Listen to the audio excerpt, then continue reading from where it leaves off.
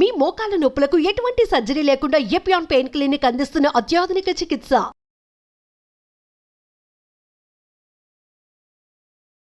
Hello everyone, మీరు చూస్తుంది Suman TV. నేను మీ కీర్తి. క్యాన్సర్, వామ్మో పదం వింటేనే చాలా భయంగా ఉంది. చాలా ప్రామినెంట్ అండ్ చాలా కామన్గా వినిపిస్తున్న డిజీజ్ అయిపోయింది. అండ్ స్పెషల్గా ఈ వీడియోలో మనము అసలు haves and have nots of cancer disease, అంటే చాలా రకాల ఇన్ఫర్మేషన్ మనకి ఇప్పుడు మార్కెట్లో కనిపిస్తూ ఉంది. ఇది తినాలి, ఇది తినకూడదు, ఇదే తినాలి, దీనివల్ల వస్తుంది, దానివల్ల వస్తుందని. ఈ వీడియో ద్వారా మీకు గన్ షాట్ ఆన్సర్ దొరుకుతుంది. బికాస్ నా ఎదురుగుండా కూర్చున్నారు ప్రముఖ ఆంకాలజిస్ట్ డాక్టర్ మోహన్ వంశీ గారు. నమస్తే సార్. నమస్తే అండి. Sir, as I just said, చాలా మోస్ట్ కామన్ డిసీజ్ అండ్ చాలా ప్రామినెంట్ అయిపోయింది. ఆఫ్టర్ కరోనాతో అసలు ఎక్కడో విన్న దాని గురించి చాలా తరచుగా వింటున్నట్టుగా అనిపిస్తుంది sir. Different types of cancers. అసలు ఎలా తెలుసుకోవాలి సార్, మన జీన్లో ఉందా లేదా? Blood test, simple blood test. Okay, ఆ అనుమానం అసలు ఎప్పుడు రావాలి? ఇప్పుడు నేనున్నాను, నాకు అనుమానం అంటే ఇండికేషన్ మీకు మీ దగ్గర ఫ్యామిలీలో మీ own family members, first degree రిలేటివ్స్లో ఓవేరియన్ క్యాన్సర్ పేషెంట్, ఎంగేజ్లో ఓవేరియన్ క్యాన్సర్ రావటం, ఎంగేజ్లో బ్రెస్ట్ క్యాన్సర్ రావటం, బైలేటరల్ బ్రెస్ట్ క్యాన్సర్ రావటం, మేల్ బ్రెస్ట్ క్యాన్సర్ రిలేటివ్ ఉండటం, చక్కటి ఎగ్జాంపుల్స్ చెప్తాను. Very very important. 8 ఏళ్ళుగా వస్తున్నారు ఒక కపుల్ నా దగ్గరికి. వైఫ్కి బ్రెస్ట్ క్యాన్సర్. Okay, 8 years. ఆమెకి ఇప్పుడు 72, ఆయనకేమో 76. సడన్గా 8 years తర్వాత ఒక్కతే వచ్చింది. హస్బెండ్ రాలేదు. ఏరమ్మ గోపాలరావు గారు అని అడిగాను. ఆయన ఎప్పుడు మంచి బ్లేజర్ వేసుకొని హ్యాండ్సమ్ మ్యాన్ వస్తారు. ఆ రోజు ఆయన రాలేదు. ఒక లేడీ ఇంకెవరో వచ్చారు. టక్కన ఇక్కడ పడి ఏడ్చేసింది. మొన్ననేనండి, లాస్ట్ వీక్ కర్నరీ బైపాస్ చేస్తుండగా థియేటర్లోనే చనిపోయారు.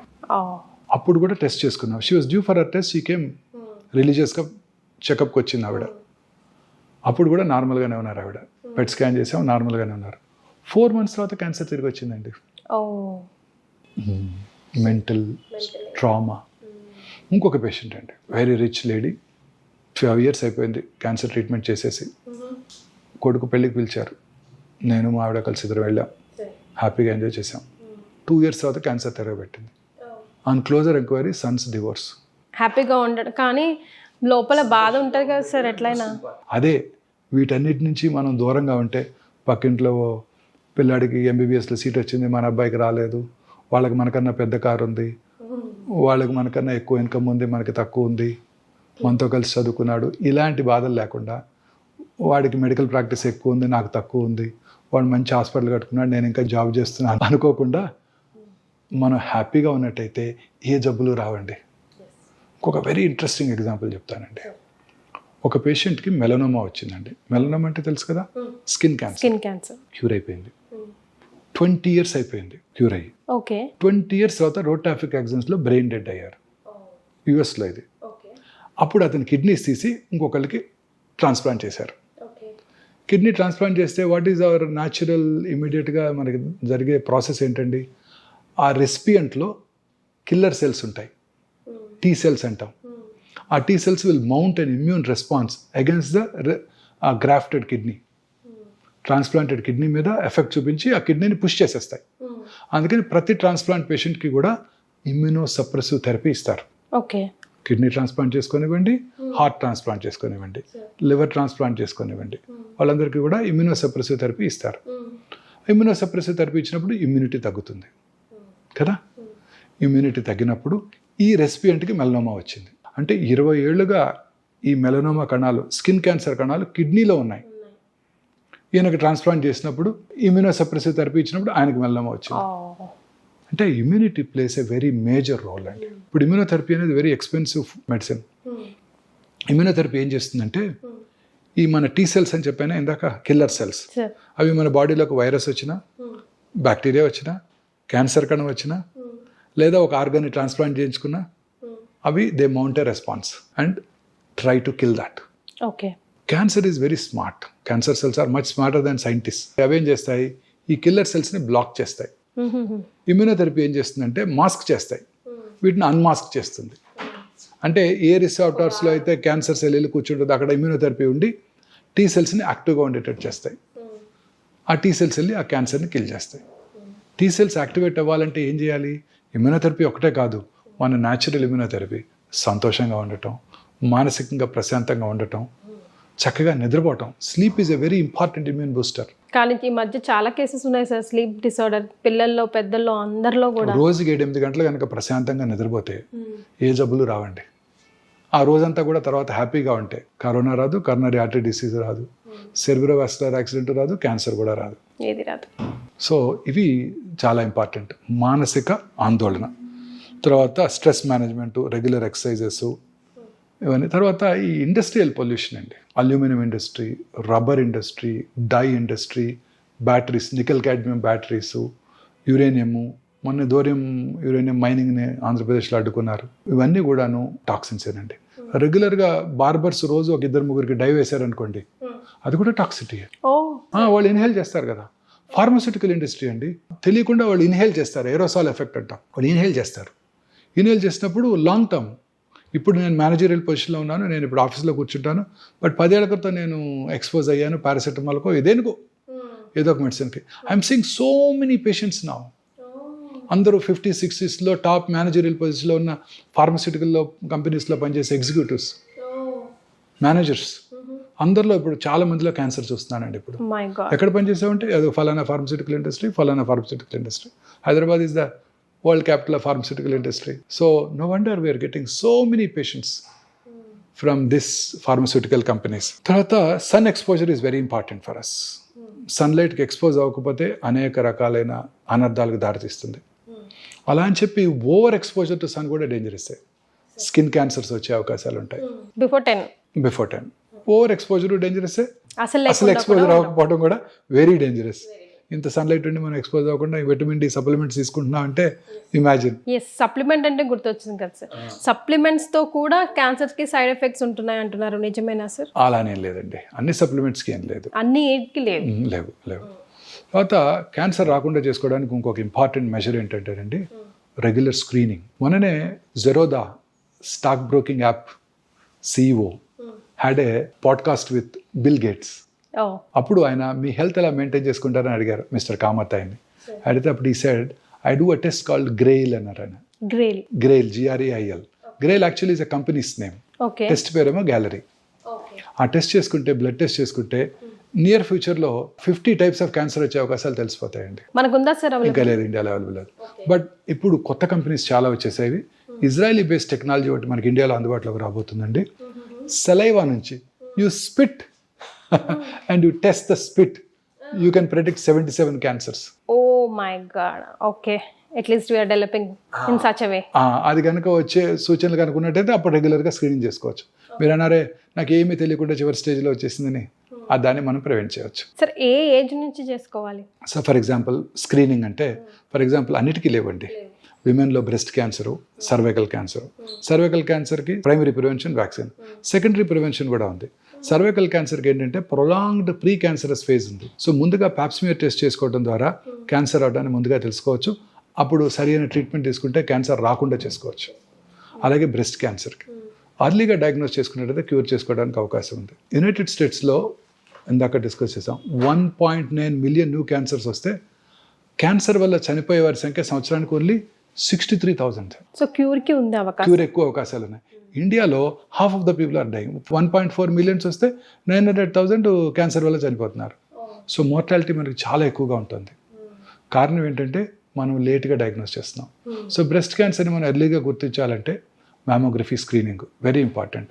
అట్ రిస్క్ గ్రూప్స్ ఉన్న వాళ్ళంతా కూడా 40 years నుంచి, రిస్క్ లేని వాళ్ళు 50 to 65 కనుక రెగ్యులర్గా డిజిటల్ మ్యామోగ్రఫీ చేయించుకోవడం ద్వారా అతి తక్కువ రేడియేషన్ ఎక్స్పోజర్తో మనం క్యాన్సర్ రావటాన్ని ముందుగా పసిగట్టవచ్చు.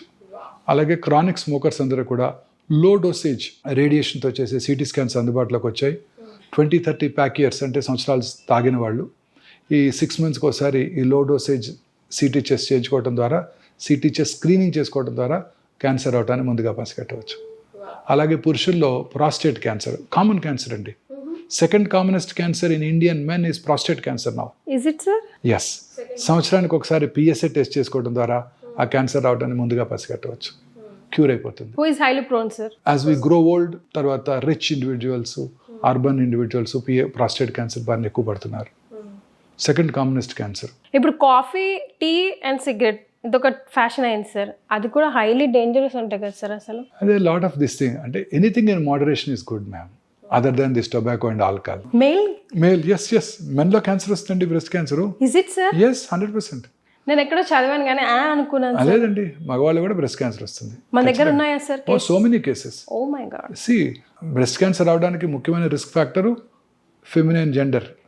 బట్ మెన్లో కూడా బ్రెస్ట్ గ్లాండ్స్ ఉంటాయి, ఎట్రోఫీ అయిపోతాయి, వాళ్ళలో కూడా క్యాన్సర్ వస్తుంది. సో అందుకని మెన్ కూడా వాళ్ళ నిప్పుల కింద ఏరియాల కింద లంప్ ఉన్నట్టయితే అశ్రద్ధ చేయకుండా ఆంకాలజిస్ట్ చూపించుకోవడం మంచిది. అండ్ ప్రోగ్నోసిస్ ఈ సేమ్, అర్లీగా డయాగ్నోస్ చేస్తే తొందరగా క్యూర్ అవడానికి అవకాశం ఉంది. మెన్లో ఫ్యాట్ ఉంటుంది కాబట్టి డైరెక్ట్గా మజిల్లోకి వెళ్ళిపోతుంది, సో తొందరగా పాకిపోతుంది. సో చాలా కేర్ఫుల్గా ఉండాలి. ఇవన్నీ చాలా ఇంపార్టెంట్ అండి. ఎన్విరాన్మెంటల్ ఫ్యాక్టర్స్ ఆల్రెడీ మాట్లాడేసాము. తర్వాత ఫ్రెష్ ఫ్రూట్స్, వెజిటబుల్స్ డిస్కస్ చేసాము. Regular exercise very important. ఊబకాయం ఉన్న వాళ్ళందరిలో కూడా క్యాన్సర్ ఉంటుంది. లీన్ బాడీ మాస్ మెయింటైన్ చేసినట్టయితే క్యాన్సర్ రాకుండా చేసుకోవచ్చు సన్నగా ఉండేవాళ్ళు. కానీ ఇంకొకటి ఉంది, సన్నగా పొడుగ్గా ఉండే స్త్రీల్లో బ్రెస్ట్ క్యాన్సర్ ఇన్సిడెన్స్ పొట్టిగా ఉండే వాళ్ళకన్నా ఎక్కువ అంట. హైట్ పీపుల్నే కదా సార్ అందరూ ఇష్టపడతామా? మళ్ళీ ఇదో ట్విస్ట్ మళ్ళీ ఎందుకు సార్ అలాగా? We really don't know, these are epidemiological data. Okay. So అలాగే ఇంకొన్ని జెనెటిక్ ఫ్యాక్టర్స్ ఉన్నాయండి. ఫెమిలియల్ ఎడినోమెటస్ పాలిపోసిస్ కోలి అంటారు. అంటే వాళ్ళలో మొత్తం రెక్టం అంతా కూడా పాలిప్స్ ఉంటే క్యాన్సర్గా మారుతాయి. సో అలా ఆ ఎఫ్ఏపి జీన్ ఉన్నవాళ్ళు ముందుగానే కోలను తీయించేసుకున్నట్టయితే టోటల్ ప్రాక్టోకలెక్టమీ, క్యాన్సర్ రాకుండా చేసుకోవచ్చు. తర్వాత కొన్ని రకాల థైరాయిడ్ క్యాన్సర్స్ ఉన్నాయి. Medullary carcinoma thyroid, RET gene అంటారు. ఆ రెడ్ జీన్ ఉన్న వాళ్ళలో చిన్నప్పుడే ఫస్ట్ 1 year లోపలే వాళ్ళు కనుక థైరాయిడెక్టమీ చేసేస్తే ఆ క్యాన్సర్ రాకుండా చేసుకోవచ్చు. కానీ చాలా అలర్ట్గా ఉండడం ఇవాళ రేపు చాలా ఇంపార్టెంట్ కదా సార్? అవునండి. తర్వాత ఈ చాలామంది స్త్రీలు కొన్ని రకాల హార్మోన్స్ తీసుకునేవాళ్ళు ఇంత ముందు కాలంలో. హార్మోన్ రిప్లేస్మెంట్ థెరపీ అనేవారు. ఎర్లీగా మెనోపాజ్ వచ్చిన వాళ్ళు ఆ మెనోపాజ్ సిమ్టమ్స్ని అవాయిడ్ చేయడానికి చాలా కామన్గా, నేను కెరియర్ స్టార్ట్ చేసినప్పుడు 20 years back it was very commonly used this thing, oestrogen pills, combined oestrogen progesterone pills for to prevent post menopausal side effects. ఇప్పుడు అవన్నీ కూడా క్యాన్సర్ రావడానికి దోహదం చేస్తాయి. అలాగే అనేక రకాల ఇన్ఫెక్షన్స్ కూడా క్యాన్సర్ రావడానికి దోహదం చేస్తాయండి. For example human papillomatous virus in women, HPV virus. ఈ హెచ్పివి వైరస్ మన కోస్టల్ ఆంధ్రప్రదేశ్, తమిళనాడు, ఒరిస్సాలో ఎక్కువగా ఉంటుంది. హ్యూమిడ్ ఎన్విరాన్మెంట్లో ఎక్కువగా వ్యాప్తి చెంది క్యాన్సర్ రావడానికి దోహదం చేస్తుంది. సో దానికి వ్యాక్సిన్ కనుక వేయించుకున్నట్టయితే ఆ క్యాన్సర్ రాకుండా చేసుకోవచ్చు. సో ఇప్పుడు వ్యాక్సిన్స్ తీసుకోవచ్చా సార్? ఈ క్యాన్సర్కి, సర్వైకల్ క్యాన్సర్కి పిల్లలందరూ 10 ఏళ్ళు రాగానే ఫస్ట్ ఆ వ్యాక్సిన్ ఇచ్చేసినట్టయితే 10 yearsకి స్మాల్ పాక్స్ని, పోలియోని ఎట్లా ఎరాడికేట్ చేసామో ఈ క్యాన్సర్ని కూడా మనం ఎరాడికేట్ చేసుకోవచ్చు.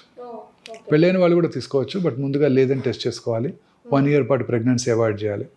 45 years లోపల అందరిని కూడా నా government recommends vaccine for cervical cancer. అలాగే హెపటైటిస్ బి వైరస్, ఆ వైరస్ ఇన్ఫెక్షన్ ఉన్న వాళ్ళలో సిరాసిస్, పోర్టల్ హైపర్టెన్షన్ వచ్చి వాళ్ళలో కూడా లివర్ సెల్ క్యాన్సర్ వచ్చే అవకాశాలు ఎక్కువ ఉంటాయి. సో అందుకని ఇప్పుడు అఫ్కోర్స్ మన యూనివర్సల్ ఇమ్యునైజేషన్ ప్రోగ్రాంలో ఇప్పుడున్న పిల్లలందరికీ హెపటైటిస్ వైరస్ వ్యాక్సిన్ ఇచ్చేస్తున్నారు రొటీన్గా. పిల్లలందరికీ మన పీడియాట్రిషియన్స్ గవర్నమెంట్ హాస్పిటల్స్లో ఫ్రీగా కూడా ఇస్తున్నారు. తర్వాత ఇంకొకటి ఎప్స్టీన్ బార్ వైరస్ అని ఉంది, నార్త్ ఆఫ్రికాలో చాలా కామన్ ఇది. వాళ్ళలో లింఫోమాస్ వచ్చే అవకాశాలు ఎక్కువ ఉంటాయి. హెచ్ఐవి ఉన్న వాళ్ళందరికీ కూడా క్యాన్సర్ వస్తుంది. అదే గిఫ్ట్ అంటే మళ్ళీ ఇంకో గిఫ్ట్ ఫాలో చేస్తారు. హెచ్ఐవి ఉన్న వాళ్ళందరూ క్యూర్ అయిపోతుంది. ఇప్పుడు హెచ్ఐవికి ఎఫెక్టివ్ ఎఫిషియంట్ మేనేజ్మెంట్ వచ్చేసింది.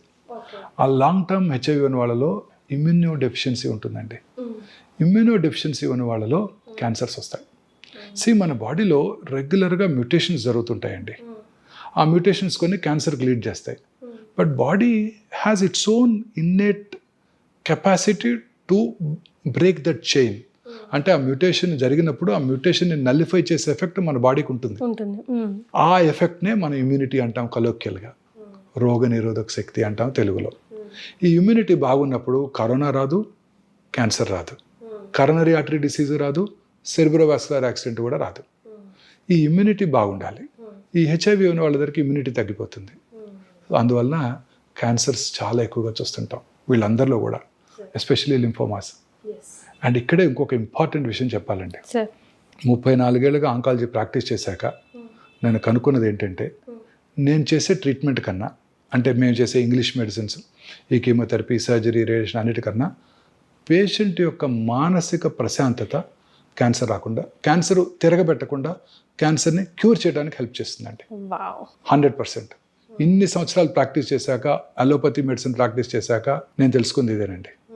ఏంటంటే నేను చేసే వైద్యం కన్నా, ఆంకాలజిస్ట్ చేసే వైద్యం కన్నా పేషెంట్ యొక్క మానసిక ప్రశాంతత, పేషెంట్ హ్యాపీగా ఉన్నట్టయితే వాళ్ళకి ఆ క్యాన్సరు తగ్గుతుంది, క్యాన్సర్ని క్యూర్ చేసుకుంటారు, క్యాన్సర్ తిరగబెట్టకుండా కూడా ఉంటుంది. సరే, ఇప్పుడు మనం కూర్చున్న ఈ సుదీర్ఘ చర్చలో ఫైనల్గా అసలు ప్రేక్షకులకి అరే నాయనా అని చెప్పాల్సి వస్తే ఏం చెప్తారు sir? Fresh fruits, vegetables, greens, ఆకుకూరలు ఎక్కువగా తీసుకుంటూ, క్యాన్డ్ ఫుడ్స్, ప్రాసెస్డ్ మీట్స్ వాటిని పూర్తిగా అవాయిడ్ చేస్తూ, అంటే స్విగ్గీ జొమాటో యాప్ తీసేయాలన్నమాట, అవాయిడ్ చేస్తూ, రెగ్యులర్గా ఎక్సర్సైజ్ చేస్తూ, సన్లైట్ కొంచెంగా ఎక్స్పోజ్ అవుతూ, ఊబకాయం లేకుండా లీన్ బాడీ మాస్ మెయింటైన్ చేస్తూ, వాటికి దూరంగా ఉన్నట్టయితే క్యాన్సర్ నుంచి దూరంగా ఉండవచ్చు.